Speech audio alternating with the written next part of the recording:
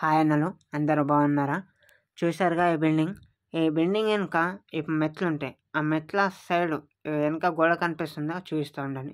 ఇదిగో ఈ సైడు మనం ఫ్లోరింగ్ గుంజుకోవాలి. ఫ్రంట్ కూడా ఉంటుంది.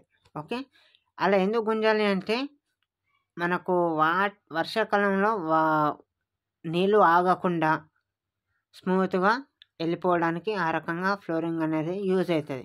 మళ్ళీ చిన్నపిల్లలు నడిచినా కూడా వాళ్ళకి ఎలాంటి ఇబ్బంది కూడా ఉండదు. అందువల్ల ఆ ఫ్లోరింగ్ అనేది గుంజడం జరుగుతుంది.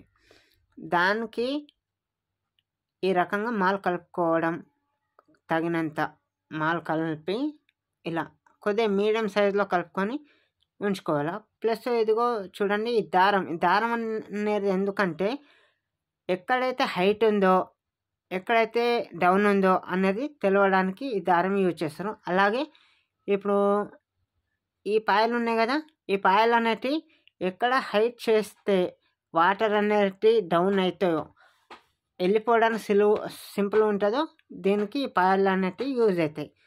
అండ్ ఇలా వేయడం ద్వారా మనకు ఫ్లోరింగ్ అనేది స్మూత్గా ఇగో ఈ రకంగా వస్తుంది. ఇప్పుడు ఇదంతా ఫస్ట్ కనిపించేదంతా డౌన్, అట్లా లాస్ట్ ఉందిగా అదంతా ఎత్తు. ఇప్పుడు ఇదేందుకు కంకర వేసాము అంటే ఇక్కడ మాకు కొద్దిగా డౌన్ ఉంది కాబట్టి హైట్ కావాలి కాబట్టి అక్కడ కంకర వేసి ఈ రకంగా మాల్ అనేది వేసినాం.